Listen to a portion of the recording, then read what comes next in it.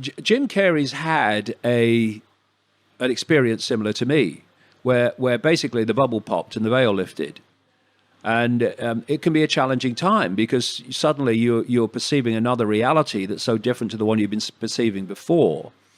And of course, when you start talking about it, for reasons we've discussed, you're going to get ridiculed by the mainstream. The trick is not to care. And from what I've seen of Jim, he don't care. And, people just thought, look at the range of things you perceive. Is that really the limit of what there is to perceive? Is that really the limit of what there is to know? Is that the limit of ways of seeing the subjects you have views about? Well, of course not. It's a tiny, tiny, tiny fraction. Anybody's views are a tiny fraction of possibility.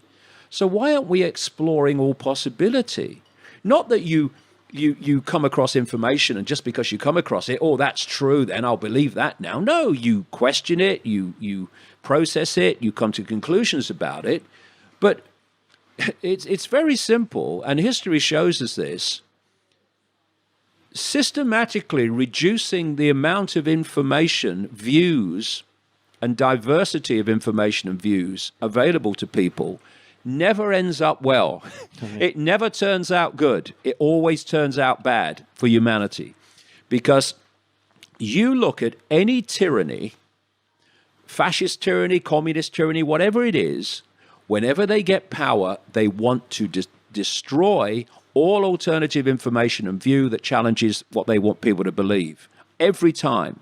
So whenever you're in a situation where the free flow of information and view and opinion is being censored, you are in a tyranny.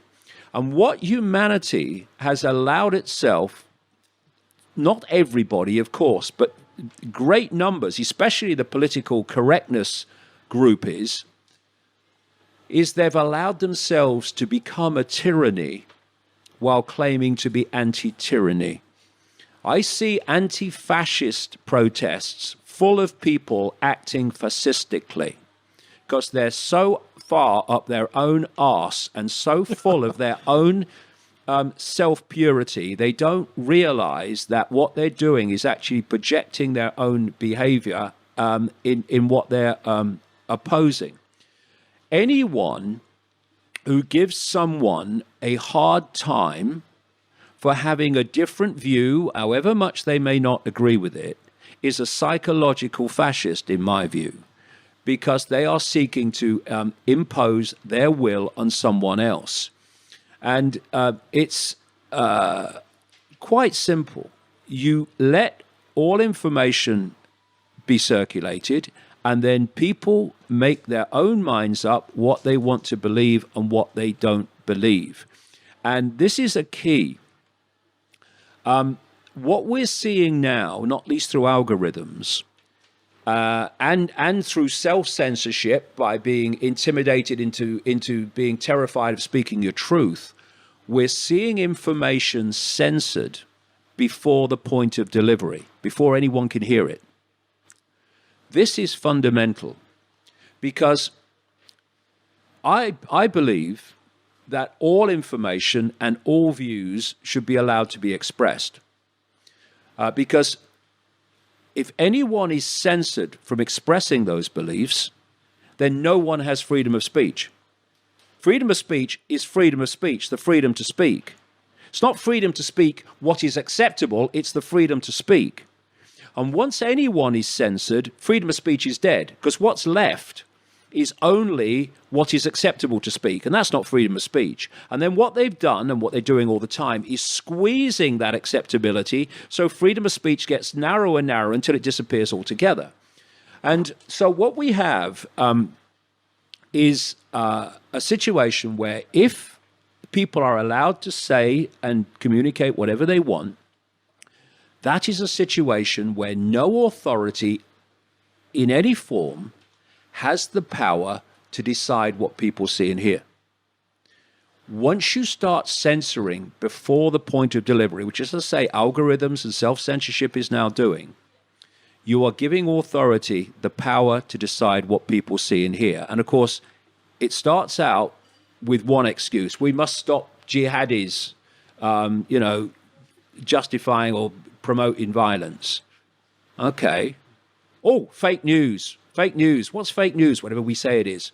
Yeah, we've got to stop people saying fake news, so we're going to censor that. Oh, the more people we can get to be victims and upset, the more excuses we've got to censor even more, right? Yeah. So give people all the excuses they want to be upset and to feel a victim, and then we can censor people saying things that upset them. And so you're moving along this road. None of that can happen when we have the free flow of information, nothing censored. So people say, well, what about, saying go and kill people? Yeah, but there's laws against that. There's laws against that. There's laws against telling people, oh, burn that house down. But they're after the point of delivery, which means you can deal with the extremes of how people use speech, but it's heard. Mm-hmm. Then you can deal with it if it needs dealing with it. And most speech does not need dealing with at all. Come on, let's go and kill this person. Well, obviously, you deal with that. You have to deal with that. But it's after the point of delivery. And as long as we hold that line, authority has no power to censor. What we're seeing now is the opposite of that. Before that line is where most censorship is starting to happen, and thus freedom is disappearing.